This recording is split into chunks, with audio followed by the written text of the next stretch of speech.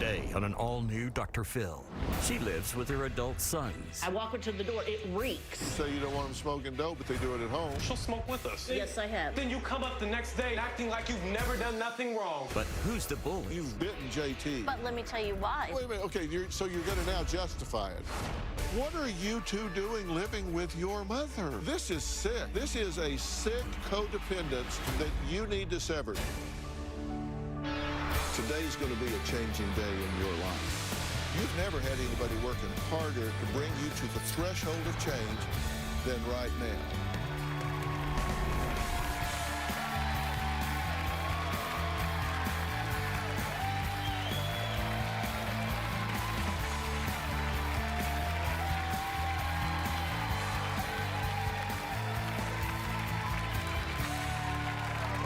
Lisa says she's proud to have raised two sons, 24-year-old JT and 20-year-old Jacob, by herself as a single parent. She claims as the sole provider, she gave her children everything to a fault. Because now she says her sons are spoiled rotten. Elisa says she went from being best friends with her sons, almost like the Three Musketeers, to being on the receiving end of their constant disrespect. Now, she now says her sons are hateful potheads who refuse to move out. JT and Jacob agree that things at home are not going well, but claim it's their mom's fault because she is an abusive bully who is holding them back in life. So who's telling the truth here? Well, let's hear from Elisa first. My sons, Jacob and JT, are absolute potheads. There you go. Okay. I walk her to the door, it reeks. Just hit it. She'll smoke with us. I have done that, yes, I have. I raised my sons as a single mom. We used to be so close. In 2011, I was diagnosed with colon cancer. My boys were my rock during the whole thing. Now it's like my boys are angry people every day. All they do is act like rude, entitled, spoiled brats. No, you never let me speak. You never let him speak. You keep cutting me off. My oldest son, JT, is so impatient, irresponsible, and he has a terrible temper. You look at me like I'm crazy because I'm downstairs just in my own world. I'm trying to let you be you and have whatever you got going on and let me be me. Right now, JT works at a retail store doing loss prevention. JT gives me about $600 a month. It's like pulling teeth trying to get that money from him because the rest of his money, he usually spends it on weed. And then you'll guilt trip me. It's not about how you feel. It's about something that you say that you think that'll make me feel bad about what I'm doing already. My younger son, Jacob, is a big mouth. He's a know-it-all. He's lazy. Plus, every time I'm around you, I have to hold a certain face because you're calling me a bitch. He just sits on his ass, plays video games, and doesn't go to work. Everything I say, it becomes an argument with Jacob. Oh, Jacob, you're a manipulator as well. I'm not a manipulator. I'm a know-it-all. When he was younger, I used to tell him, "You're so sweet." I'd say, "I need some of that brown sugar." Now, Jacob hates me. Because you tell us you don't care about me. You don't love me. Guilt tripping. It's not a guilt trip, it's how I feel. Sometimes I feel like I should move out of state and start over without my boys. I don't need this in my life. Well, Elisa, I'm glad you're here. Thank you. You're in conflict with both of your boys, right? Yes, I am. I mean, and they're kind of a team, kind of a pair. Now they are. They're bullies. And do they gang up on you? Every day. And you raised them. In fact, you've told us you take great pride in that you raised these boys as a single parent. Yes, I do. And I take sometimes great as pride. adults, we talk about these younger kids, the younger generation, as though we had nothing to do with it. Mm-hmm. You had everything to do with it. You wrote on the slate of who they are. So what did you write on the slate of these two boys that's made them the way they are? I mean, they first started off to be these sweet little boys, but now they're just out of control. And I think it started with them smoking the marijuana. I believe that that's what made them go downhill because now they're just disrespectful. They tell me to shut up. They call me a bitch. They treat me like one of the hoes from the street. I mean, they're just over the top. You said the marijuana, they started smoking marijuana. that changed them, so we have that, but that's one thing. Is there anything else you would put on the list? Anything that you own? Well, I could say that obviously I spoiled them, so that was not good. Well, I made a list of the things that you call spoil, I call enabling them. Okay. But tell me if you agree with these things. I mean, you say you want them to leave, but yet you provide housing for them. Well, yeah, You pay the utilities, the groceries, you do their laundry, I do. and they say you're very controlling, but at the same time, they live a rural and expectancy-free life. They just Right. kind of come and go as they want, do as they choose. You say you don't want them smoking dope, but they do it at home, Right. and you've done it with them. Yes, I have. I've And you tried drive it. them to pick it up. Yes, I do. Well, I have.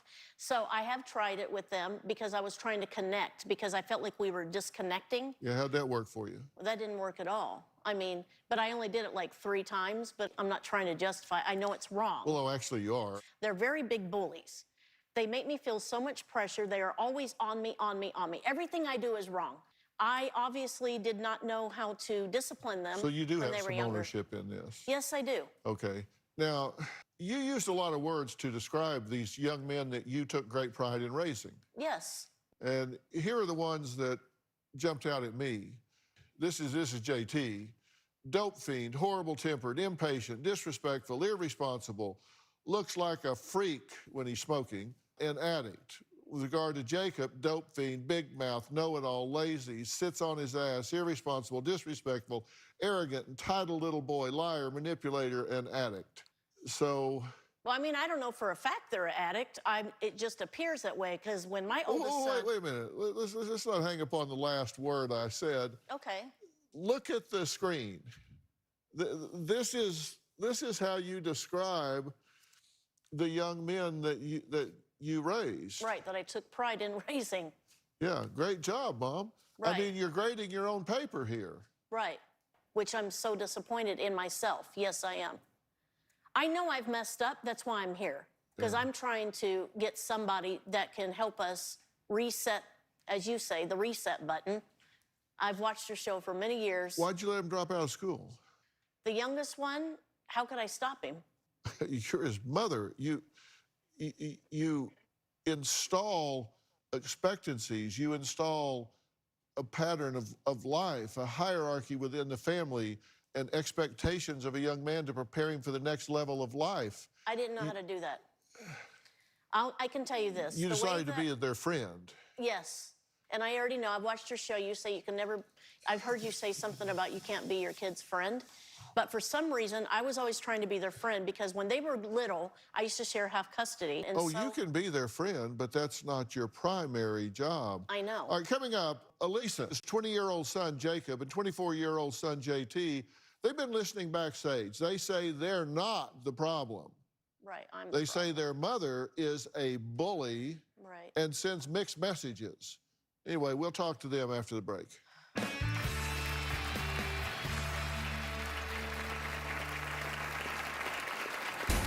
My mom plays victim a lot. She loves for us to react. Always play Jacob, confused like you you don't have know to what's going on. understand. We got into an argument because you talked about something for an hour. My mom is loud, attention seeking, she's overbearing. That's because And that's my why mind he got skips mad. all over And the that's place. why... Living at home is hell. And later, I haven't met a lot of parents that bit their adult child. But let me tell you why. That was my Wait only... a minute. Okay. You know why I'm Parent bidding? justifying biting child. My boys are so disrespectful, they gang up on me all the time. One time, JT told me I should have never had children. They have called me a bitch and told me that I'm The worst weapon that you have is your mouth. They always tell me that I'm dumb, and they tell me to shut up. That makes me want to just punch them right in their face. You have a problem with everybody. You always talk about how you're always angry. They're always demanding money for food or transportation. I'm tired of being ignored, dismissed, and disrespected in my own house. They want to be treated like men. They say they're men, but they don't act like men. Well, Elisa claims she was once close to her 2 sons, JT and Jacob, who she called her best friends. But 2 years ago, she says they completely changed. Her son says it's their mom who causes all the problems. So here's their side of the story. My mom has anger management problems, and she takes it out on me and my brother Jacob. Every time I say that you're angry, you say, so what? Is that okay? Well, that's because you doing that to me is provoking. Me and JT feel forced to react to all of our mom's chaos. My mom plays victim a lot. She loves for us to react. Always play Jacob, confused like you you don't have know to what's going on. understand. We got into an argument because you talked about something for an hour. That's because And that's my why mind he got skips mad. all over And the that's place. why. If I'm not working, I'm home smoking weed. It's like my glass of wine at the end of the day. Smoking weed helps us suppress our feelings with our mom to whatever she's trying to do to frustrate us. My mom is loud, attention-seeking, she's overbearing. Recently, me and my brother worked at a retail store together. You've caused conflict at every job that we've worked at together. I told you, Mom, you can't use my employee discount. It's for me or a spouse. My mom has no filter, and she just started going off on the cashier. It was completely embarrassing. My mom likes to create drama. My mom knows I'm a germaphobe, and she'll touch my straw just to piss me off. I've admitted that I'm not a good mom. Mom, I've that's not admitted the that I'm point. immature. Then you come up the next day, bold and acting like you've never done nothing wrong. Living at home is hell. I never thought I'd be living with my mom at age 24. She tries to guilt trip me by saying if she left, nobody would ever look for her. I was a lot more vulnerable than I am now. Right. I will look at that and think, if something happens to you, I'm gonna go crazy. I need my mom. As soon as me and JT started showing independence, that's when my mom started to get even more angry. I used to take pride in being around my mom, and now it hurts me because we can't even get along. Hey, guys. Hey. First, let me ask you anything you are just driven to say after listening to the conversation we've had first. Absolutely. Back in 2015, my life was really in shambles. I was really broken at that time. I was getting around the wrong people, and so I decided to go to church. So why did you stop doing that? I stopped going because after a while, I was getting tired of being ostracized by my mom for going, being questioned all the time, being yelled at. You know, it was very abusive in the household during that time. And you went with your brother. Yes. And so you took him along with the girl you were dating? Yeah. Yeah, but And- he didn't. But JT, And you didn't go the whole. excuse me. He was into it at the time, right? Yeah, we both were. I can't tell you how many millions of parents out there would be saying, oh my God, these boys were going to church. They wanted to go and spend time and Right. But excuse me, with the Lord, and Exactly. their mother lie. disrupted You the didn't go to situation. church the How whole did she time. disrupt it? She said, I don't think you should go anymore. I said, why? She's like, your grades are really bad. I said, Mom, my grades have always been bad. That was when I was around wrong people. They're pushing me to get an education. They're telling me school is important. They were changing my mindset. And I said, Mom, I just need some strength. And she screamed in my face, well, get some strength then. And then after that, I never wanted to be around her. Really, that's an odd response. Okay, but let me tell you why. Okay, I'm all ears. because when he was going to that church, I felt like he was being fake. And I grew up in church, so I understand the church thing. If he's hanging with the wrong crowd, then he starts hanging with the church crowd, and you think, well, this isn't totally genuine. What difference does it make to you? I mean, it seems to me like that is a huge improvement. That's true. But when he would come No, home, but, wait, no, but, that's a huge improvement, right? yes, it is. So why would you disrupt that? Because when he would come home, he totally disconnected from me and my other son. I felt like he kind of just spit us out when we all used to be so close, the three of us. So you were jealous of the church? I don't feel like I was jealous. Well, it sounds to me like he started bonding with someone besides you, and you got Maybe. threatened and said, okay, we gotta blow this up. Absolutely. I never thought of it that way. Definitely. Well, Elisa says she's had to defend herself against her bigger and stronger sons who have gotten physical with her. We'll talk about that in a few minutes, and I want to hear really where all of this tension comes from. We'll be right back.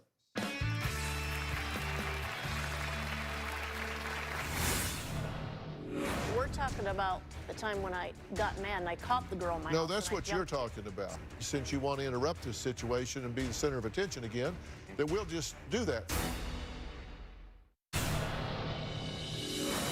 My mom is definitely a bully. She starts most of the physical altercations. You've definitely gotten in our face and tried to, what you gonna do? I know that. Last year, I found out that JT had a girl in my house. I instantly went home and saw him walking with the girl. I tried to jump on him because I was so angry. He reacted with rage and forcefully grabbed my arms. I ended up with a bunch of bruises. When you get wound up and when you get going, it gets me going too. One time she got really mad because we were not paying attention to her. She grabbed my art stuff and just threw it on the floor. I got mad, so I flipped the couch and I broke the window. She says that when we were kids, nothing went on. She stuffed me in a toy box and I threw up. Yeah, I did do that. The other night, we were making tacos in the kitchen. I smelled something burning, so I went downstairs. I was scared they were gonna start a fire because they were so high. Jacob said, "We don't need your help, we're grown-ups." My mom shoved me.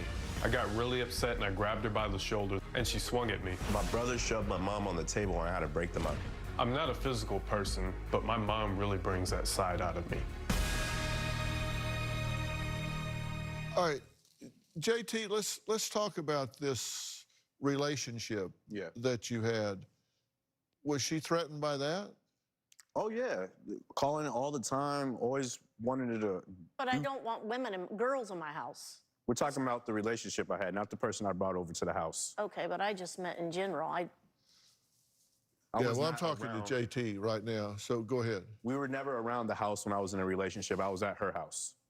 I know, but we're talking about the time when I got mad and I caught the girl in my house. No, that's and I what you're jumped her. talking about. It sounds very much to me, since you want to interrupt this situation and be the center of attention again, that we'll just do that for a second. Okay. It seems to me that you have changed these young men into surrogate partners for you. Right. And become agree. very jealous and threatened whenever they turn their attention away from you to someone else. Your mother got sick, Yes. and she says during that time, you two were her, quote, little protectors. Yes. Okay. She had colon cancer, Right. Yes. Oh my God. and that was a hard time for y'all. Yeah, and she's been sick her whole life. Our whole life. Yeah. I have had 9 brain surgeries Right. as well. Always had that, like, you know, that need to make sure that she's just okay, you know, that she can just make it to the next day, you know, whatever. This is why I have problems with her. It's because, like, she says that she loves us, that she supports us, but whenever we try to do something outside the house, that's when she wants to, you know, just pile all her problems on us. But she gives you a lot of contradictory messages. Yeah. That I can see. Like Yeah. she says, move out. Yeah. But then Get she out, admits to Exactly. letting you stay, and Yeah. it makes it hard for you to go away. Yeah. She says, follow the rules, but then she admits that there aren't any set rules. Exactly. Right. She says, don't smoke, but then admits to smoking with you and actually driving you to get marijuana. Yeah. Exactly. She says, go to school, Doesn't and then admits to not requiring either of you to even finish school. Yes. She says, show some respect, but then calls both of you insulting names. I agree with everything you're saying. It's a damn if you do. It's damn like if I you don't know how to be a parent. She can I've admit done the best something. I could. She can admit something and defend it all at the same time. Yeah, I called you that, but this is why I called you that. Oh, yeah, I've heard the justification Yeah. since she got out here. I just labeled it for her, but you are trying to justify it, right? You didn't come here to change. You came here to No. defend. No, I want to change. No. Yes, I do. We had Yeah. a conversation. Do you think that you're being childlike with them? Yes, I think I'm very childlike every day of my life. Yeah. I don't feel like I know how to be a grown-up.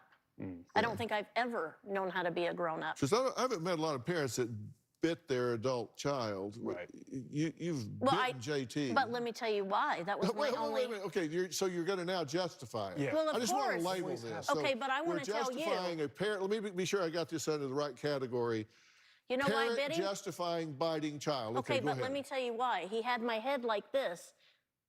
Was holding my head. I couldn't move my head. Yeah. That's yeah. all I had was my mouth. She came at the stairs and said something burning. I was upset, so JT answered and said, no, there's nothing burning. She comes downstairs half naked already, which grosses me and JT out. What do you mean? Came down half naked. She had bra and Oh, panties my on. bra and my She'd be underwear. trying to sit on our bed and stuff like that. I'm like, that's After just we nasty. Like, after we kind of mentioned it to certain people, that's when she started putting on a shirt. But before that, it was bra and panties, and it would be very disgusting. We don't want to see her like that. She goes to the bathroom with the door open. We have to see that. She comes out, she's not wearing anything. We have to see that. It's so gross, and it's one of those things for me that torments me every day. How many times have we had conversations just by ourselves? Kind of hard to unsee that. Exactly. yeah. Coming up, Jacob claims he spends his days getting high, playing video games, and studying for his driver's license.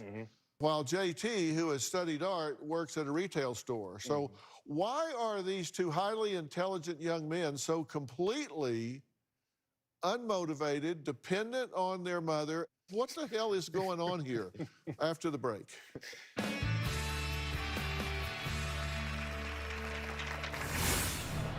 What the hell are you doing living with your mother? I tried to leave when I was 18. And you tried to leave. I saw you walk out here. Your feet work, your legs work. I believe my mom has sabotaged us so that we can't prosper and move forward in our life. In high school, I started going to church to seek direction and discipline. As soon as I started doing that, my mom told me she didn't want me to go anymore. After graduating high school, I attended the Academy of Art. And I stopped going because my mom wanted me to give her all my attention and just not focus on my schoolwork. Maybe I have sabotaged my kids' lives, not on purpose. I feel like everything is my fault. I feel like you can hang me on the cross and crucify me. Okay, well, let's get one made. Let's get a cross made up. We'll hang you and crucify you. And then I'd rather be not here anyway. maybe you will be in your glory at that point. No, But I now, doubt it. Say something. so you do what we call in psychology undoing. You'll admit something and then immediately undo it by saying, yes, I did that, but. Well, yes, that happened, but. Well, let me tell you why I did something incredibly inappropriate. So it's like you have no real ownership of anything, but that's one thing. Look, I want to talk to you two because we have sons. Robin and I have two boys. We have great relationships with our two sons. Talk to them, probably every day, one way or another. Right. And at like 18 and 1 minute, they were happily crossing the curb. I mean, they were off to college and off into their lives, and she cried all the way home, and I was like, yes! Because I knew we would have a lifelong relationship, and we do. But now, my question for you two is, okay, so let's say that your mother has been inappropriate. What the hell are you doing living with your mother? I tried to leave when I was 18. And you tried to leave. I saw you walk out here. Your feet work, your legs work. Right. What are you two doing living with your mother? We need to get out of here. It's just something that I think we've always been used to. I think it's something that we fall back on. I tried to go back to school before the pandemic, and I was in a math class, and that was the subject I really struggled with at the time. But I was starting to get it. She kept calling me over and over again. She knew I was in school. She had dropped me off, and I'm Why are you calling him when you know he's in class? I don't even remember that. I'm sure I did it. I'm not saying I didn't. She was taking care of a client at the time. She was on a break, and she wanted to complain to me about one of her clients. So she was very anxious to have me on the phone to tell me everything. Okay, so she needed you to complain to. Yeah, we're her reassurance. Does that not seem wildly inappropriate to you? Happens Yes. every day. He's trying to get an education. You're sabotaging. He's going to church instead of hanging with the wrong crowd. You're sabotaging that. What? JT's getting in a relationship. No. Anything that doesn't orbit around you, you try to blow up. Yes, definitely. And so why are you two not able to break the gravitational pull of this orbit? And I'll tell you why.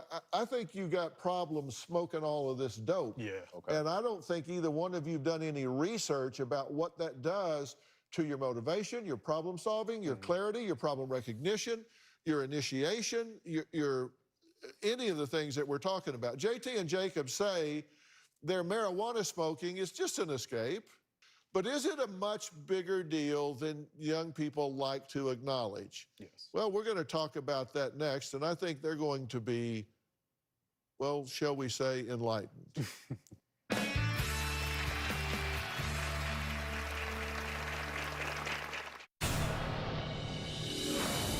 My brother, JT, and I have been very close since we've been little. We lean on each other. When me and my brother argue, we try to just shut up and let things go. Really helps our relationship. JT may have a cool head when I don't. He tells me I don't always have to be right, and he calms my emotions. My brother puts me in check. I put him in check when it comes to issues with my mom. Without JT, I would be a very broken person. I don't know if I'd be talking to my mother. I think that she sees that we are a unit, and she tries to destroy that. I'd like to introduce Dr. Hans Breider, who is a professor of psychiatry and behavioral science at Northwestern University, an adjunct professor at Mass General. He's done a lot of research with Mass General and Harvard University. He's an author of a groundbreaking study that linked casual use of marijuana to major brain changes. Hans, how you doing? I'm doing very well. It's great to see you. You're looking great. Good to see you. Let's just talk, if we can, about what all of your research has found. And you say this has a massive effect on working memory. Can you explain to these young men why working memory is so important and how many cognitive functions it's involved in? It's at the core of everything you do. So working memory relates to how you take one piece of information, connect it to the next piece of information, to a third piece of information. There may be 3 pieces of information you use in one sentence that you construct. Whether you're speaking, whether you're reading, or you're trying to put together kind of a negotiation point with an employer or with your mother or with your brother. Working memory is at the core of everything we do. How much IQ erosion do you see or can you see in young men like this that are smoking dope every day and sometimes all day? So when people talk about IQ, they're talking about 2 fundamental aspects. One is fluid intelligence, which is how well you can adapt your learning to novel circumstances and be innovative and creative. They also talk about crystallized intelligence, which continues to accrue during life and relates to just basically aggregating and better organizing the things you've learned for judgment and decision making. Now, between fluid and crystallized intelligence, fluid intelligence is heavily connected to working memory. And it's at the core of being able to be an artist. It's at the core of being able to feel gratitude and feel spiritual. It's at the core of everything you do. I cannot emphasize how serious a threat to the fluid intelligence any decrement in working memory is. And when you have young men that are using marijuana, certainly not casually as much as they are, their fluid intelligence is going to erode in a measurable, meaningful amount. Absolutely, unambiguously. You see it also in the context of how well they do in school. We don't call it dope for nothing. So what do you guys think about what you're hearing? Honestly, you know, everything he's saying makes sense. What the doctor is saying to you is every time you smoke marijuana, you're doing brain damage. And so when I ask you, why are you at home with your mother when you're grown men here, this is a big part of that explanation. Your motivation is eroded, your initiative, all of these things that have to do with saying, look, we're grown up. Let's get out and start our lives. Dr. Breider, once again, thank you for coming on here and delivering a clear message about something that is emotionally and psychologically addictive to millions of people. It's so important, and you have such credibility in this field because of your study and your work, and it had a profound effect when you've been on before, and I'm sure it will again. So thank you very much for joining us today. My pleasure. Thank you. We'll talk soon. All right, coming up, will Jacob and JT make some serious life changes, even if it means going way outside their comfort zones? Well, we'll find out when we come back.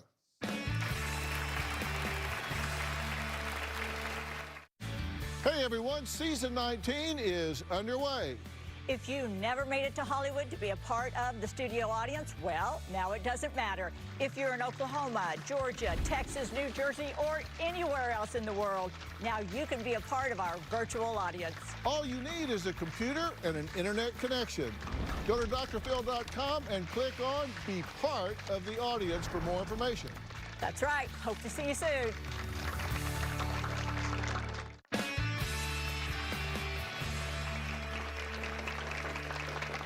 We're talking to Elisa, who says even though she loves her two sons, JT and Jacob, she may have not always encouraged them to be adults the way she should have. Do you really want these young men to be independent and successful? I need to learn. I need your help with that. I don't know how to do those things. Intellectually, you recognize that that's the thing that needs to happen. I do. But you need help with your anxiety about that because... With everything. I have anxiety about everything. I know it's wrong. I know it's wrong to depend on them. Yeah, well, here's my question to you two. Yeah. Do you get that smoking dope, which is addictive emotionally and psychologically, has taken the place of initiative, motivation, independence? Mm-hmm. So we've got two intelligent, healthy, attractive young men living with their mother in an apartment smoking dope all day. Yeah, definitely. You know, I like what the doctor said, honestly, Dr. Phil. It makes a lot of sense. If you need permission to go out on your own, then let me give it to you from a professional standpoint. You two need to move out. Yes. Go live together, find an apartment together, do whatever, and nurture a relationship with your mother. If she needs help, help her, whatever. But you two need to get jobs, get out on your own, live on your own, and start having fun in life. Get excited about something. Yeah. Get into your life and stop being tied. So bad. This is sick. It really Yes, is. it is. This is a sick codependence that you need to sever. And this isn't to punish your mother. No. I guarantee you she will do better when she becomes self-reliant as well. And you say, I have anxiety, I don't know how to do this. Yeah, I will help you with that. I will get you professional help with that. I will hook you up with Doctor On Demand, which is our company. So I know I can get this done. I'll get you kickstart. I'll get you 10 sessions with a doctoral level therapist on the face of your computer where you don't have to go sit in a waiting room with sick people and worry about getting infected, where you can start straight away dealing with your anxiety and setting some life goals to live independently and have a healthy relationship with your sons. I'm not asking your sons to cut you out of their life. I'm asking them to have a healthy relationship with you. I'm going to do the same thing with you I did with her. Yes. I'm going to set you guys up with Doctor On Demand. Okay. Where you can make appointments. It's teletherapy, so you don't have to worry about going and getting... COVID test? Yeah, exactly. And I'm going to set you up with 10 sessions with somebody, so this will give you a good running jump start to plan out what you need in your life and how you need to redefine the relationship with your mother. It will be healthy for you, it will be healthy for your mother, and you need to put the dope down. Okay. As he said, there's a reason they call it dope. Dopes. Don't sit around being dopes. Get out and do what you need to do. Fair enough? Yes, definitely. Coming up, many of you may know my next guest from her 20 years on Good Morning America. Before the COVID-19 pandemic, Joan London joined me to share a very personal story of survival. That's next.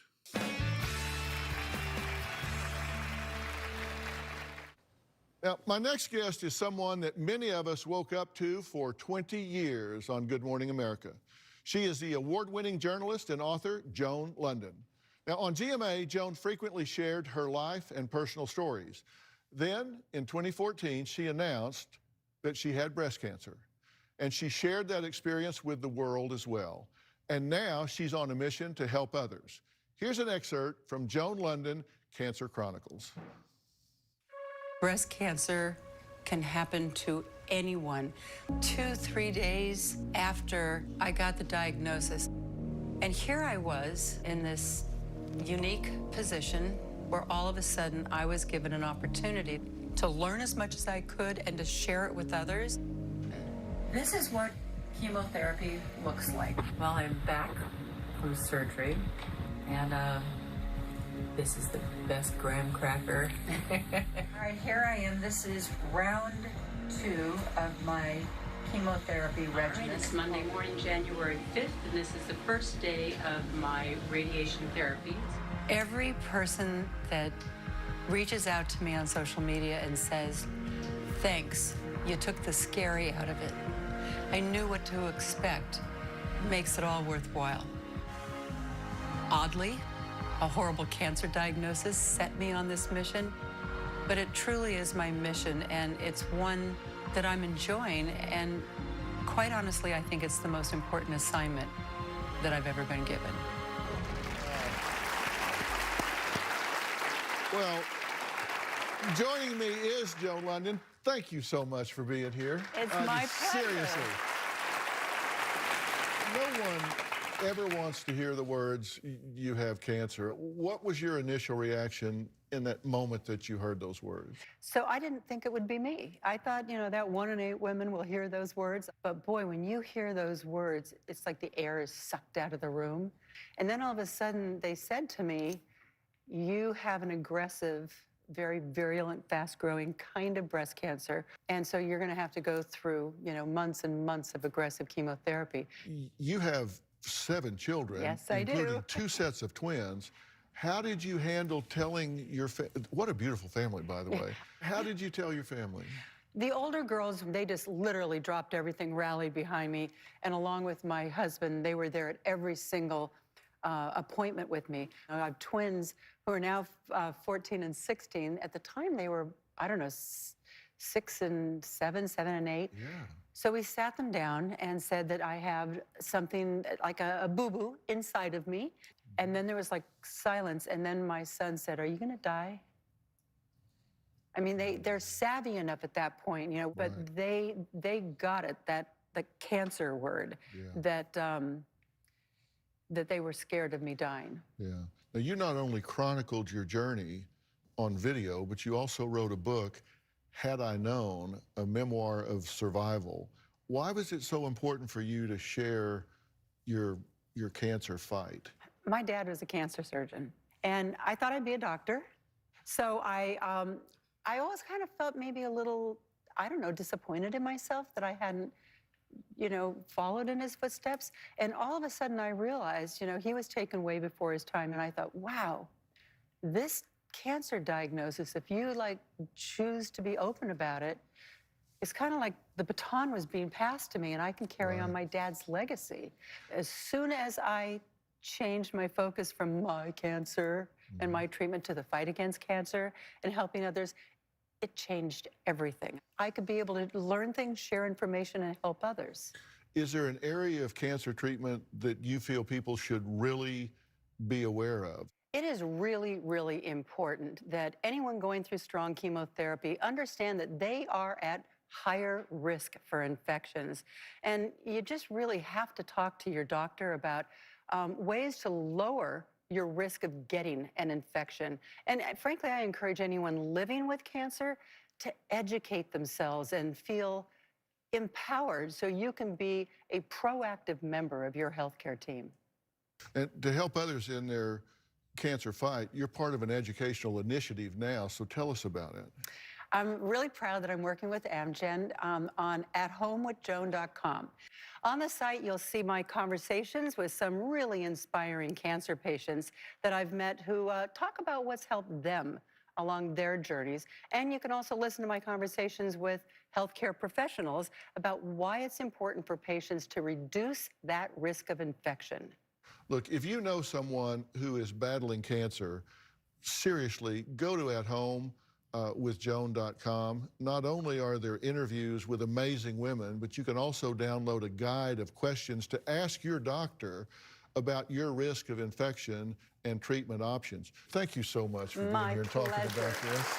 And I want to thank all of my guests today, and a special thanks to Joan London and Dr. Hans Breider. You know, there are some things that I just love about social media. Primarily, it lets me hear directly from you. I read all your comments and posts, and I came across this question from Shaheen126 on Instagram. He said, what's your pre-show routine? My pre-show routine? Well, I get up at 5, I go out to Santa Monica Pier, and I swim about 5 miles out and back. Well, maybe not. Oh. No, actually, Robin rolls me out pretty early, and I start going through graphics and looking at video pieces and getting all the facts of the story fresh in my mind that I've been working on for a week. Because we do our homework, and I take this really, really serious. So I spend it getting ready for what I'm going to do right here when we start our work. So it's all focused on what I'm going to do for the day. So keep your Instagram and Twitter posts and Facebook comments coming. I just might read yours right here. We'll see you next time. Thank you so much.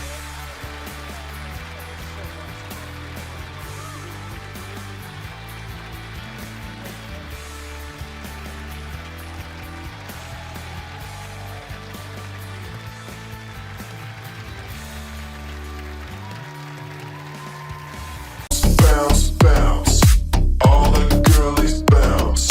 Take 'em to my house, turn the party out. Bounce, bounce, bounce, all the girlies bounce. Take 'em to my house, turn the party out. You warned me 1,000 times, memories can kill ya, but I didn't hear ya. I thought that I could fly, but woke up on the asphalt. I swear there was the last time. I've always been naive. Call it.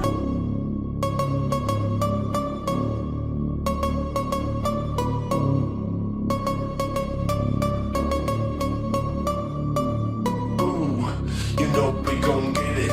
Ooh, you know we gon' get it. Ooh, you know we gon' get it. Every day and night, that's right. Ooh, you know we gon'